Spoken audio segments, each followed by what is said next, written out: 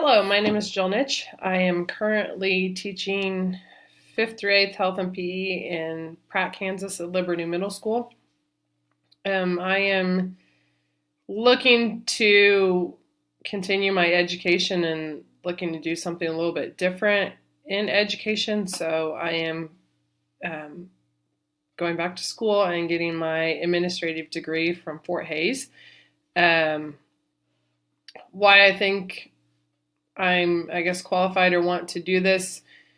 I would like to be an athletic director somewhere, an assistant principal, even a principal. And so that's why I'm going in this direction to get my administrative degree from Fort Hays. Strengths and weaknesses as far as school finance goes, I'm probably pretty weak in that area. I do know a little bit about money and different department money and all that good stuff, but I'm not quite confident in it enough, so I think this class will really help me out.